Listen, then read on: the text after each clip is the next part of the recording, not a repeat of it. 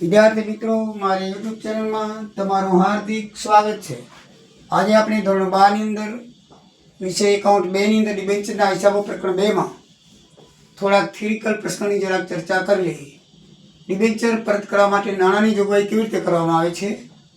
તો કંપની ધારા 2013 મુજબ કલમ 71(4) અને કંપની નિયમ 18(7)C માં નીચે મુજબ જોગવાઈ કરવાની છે, જે મુજબ કંપની ડિબેન્ચર ચૂકવવા માટે નાણાંની વ્યવસ્થા કરી શકે છે।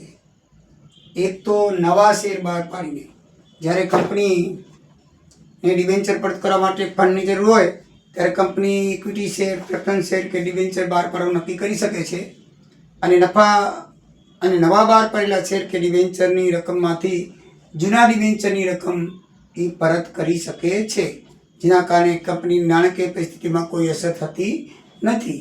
આ નવા શેર બહાર પાડીને કરી શકે છે, બરાબર, અથવા નવા ડિબેન્ચર પાડીને પણ કરી શકે છે।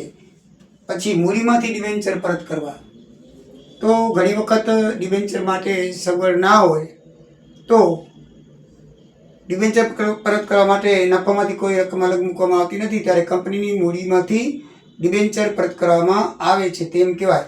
પરંતુ કંપની ધારા 2013ની કલમ 71(4) પ્રમાણે સેબીની ગાઈડલાઇન્સ પ્રમાણે કંપની ડિબેન્ચર પરત નક્કી કરે તે પહેલાં તેને બહાર પાડેલા ડિબેન્ચરની કુલ વાર્ષિક કિંમતની 25% ડિબેન્ચર પરત અનામત ખાતે લઈ જવા પડે છે। આ રકમ કંપનીના નફાનુસંગના પત્રકમાં વધારામાંથી લાવવામાં આવે છે। આમ ડિબેન્ચર પરતની પૂરેપૂરી રકમમાંથી મૂડીમાંથી ચૂકવાની નથી, પણ ઉપર પ્રમાણે જોગવાઈ કર્યા બાદ બાકી રકમ કંપનીની મૂડીમાંથી ચૂકવાય છે। એટલે કે 25% રકમ મૂડીમાંથી ચૂકવી શકાય છે। એના માટે ડિબેન્ચર પરત અનામત લઈ આવવું પડે છે અને એ મૂડીમાંથી પરત કરી શકે છે।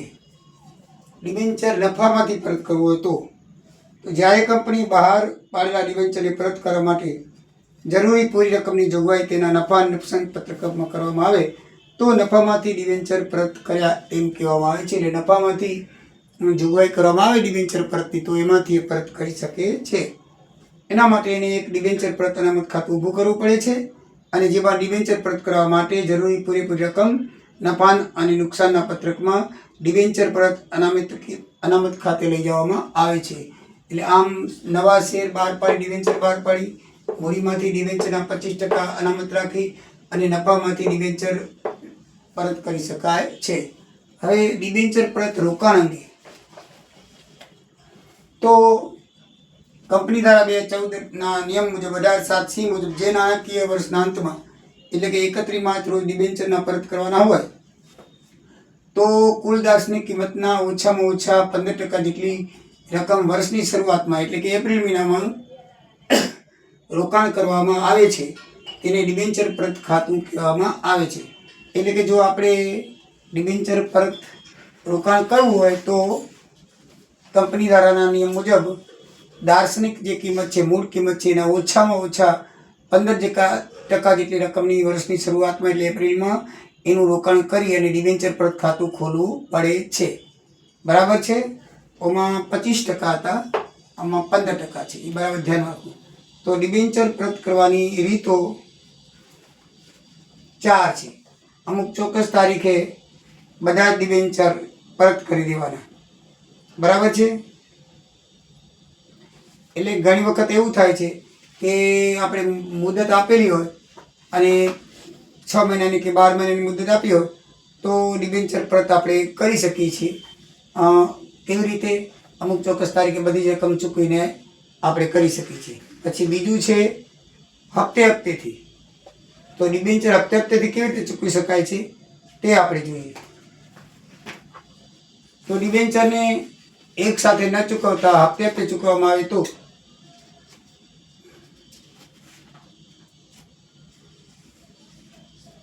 તેને આપણે એક ભાગમાં ના આપી પણ મંજૂરી સાથે એવી રીતે દાખલા તરીકે 25 લાખના છે તો તેમાંથી 5 લાખના ડિબેન્ચર પરત કરવા, કુલ ડિબેન્ચરમાંથી કયા નંબરના ડિબેન્ચર પરત કરવાના છે તેના ઉપર લોટરી પદ્ધતિ નક્કી કરવામાં આવે છે અને એ નંબર પ્રમાણે અમુક ભાગ ઉપાડો એવી રીતે નક્કી કરવામાં આવે છે અને ડિબેન્ચર કે પ્રીમિયમથી પરત કરવા તે નક્કી કરવામાં આવે છે અને પછી તેટલી રકમ ડિબેન્ચર પરત અનામત ખાતે લઈ જવામાં આવે છે.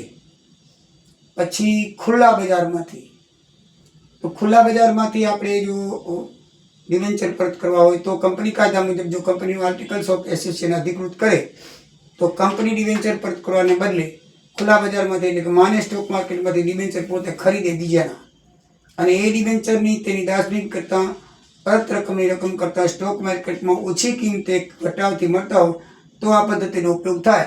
આપણે જે દેવાના છે એના કરતાં ઓછી કિંમતે મળતા હોય તો એ ખરીદી અને એને પછી એ આપી શકે છે. પછી શેર રૂપાંતર દ્વારા,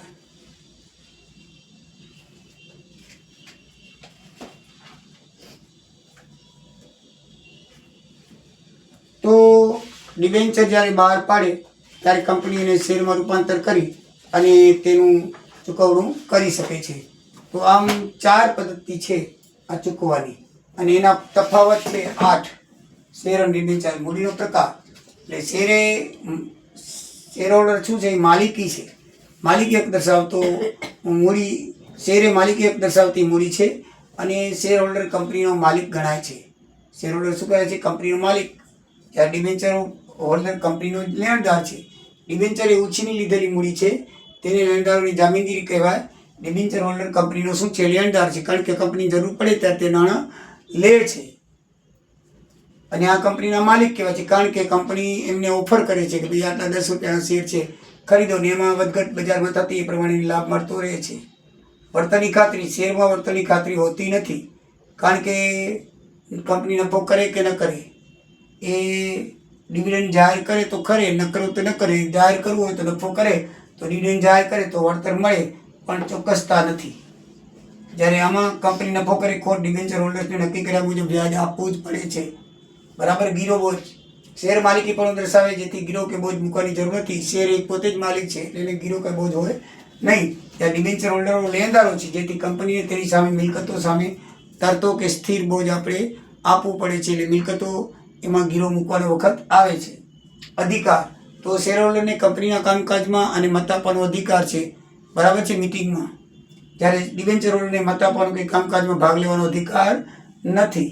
વટાવથી બહાર પાડવાના નિયમન, શેર વટાવથી બહાર પાડી શકાતા નથી, સિવાય કે કંપની ધારા 2013 મુજબ શ્વેત ઇક્વિટી શેર બહાર પાડી શકાય છે. બાકી કોઈ શેર વટાવથી બહાર પાડી શકાતા નથી. ડિબેન્ચર વટાવથી બહાર પાડી શકાય છે. રૂપાંતરિત, ડિબેન્ચરમાં રૂપાંતર કરી શકાય તેવા શેર બહાર પાડી શકાતા નથી. ડિબેન્ચરમાં રૂપાંતર કરી શકાય તેવા શેર બહાર પાડી શકાતા નથી. જ્યારે ડિબેન્ચરનું શેરમાં રૂપાંતર કરી શકાય એવા શેર બહાર પડે છે. આ છે ને શેર રૂપાંતર કરીને. ચોથું, ડિબેન્ચરનું શેરમાં રૂપાંતર થાય તેવા ડિબેન્ચર બહાર પાડી શકાય છે. પરત કરવાની, શેરના નાણાં જીવનકાળ દરમિયાન પરત કરવાના હોતા નથી. બજારમાંથી જે ફાયદો લેવો હોય તે તમે લઈ શકો છો, બાકી કંપની પૈસા દેવા બંધાયેલી નથી. નક્કી કરેલી મુદતે નાણાં પરત કરવા પડે છે. ડિબેન્ચરમાં શું છે? નક્કી કરેલી મુદત પ્રમાણે નાણાં પરત ફરજિયાત કરવા પડે છે. વિસર્જન સમયે કંપનીના શેર હોલ્ડરને જો બધા દેવા ચૂકવાઈ જાય તો જ શેરના રૂપિયા મળે છે. જ્યારે ડિબેન્ચર હોલ્ડરને શેર હોલ્ડર કરતાં પહેલાં પૈસા આપવા પડે છે. દેવા ચૂકવાઈ ગયા પછી ડિબેન્ચર હોલ્ડરને શેરવાળાને પહેલાં પૈસા મળી જાય છે. એટલે કે શેર હોલ્ડરને ચૂકવતા પહેલાં ડિબેન્ચર હોલ્ડરને ચૂકવણી કરવી પડે છે. તો મિત્રો, આ રીતે આના ડિફરન્સ છે. આ પ્રશ્ન થિયરી તરીકે પરીક્ષામાં પૂછાય છે, તો બરાબર યાદ કરજો. જય સિયારામ, જય દ્વારિકાધીશ.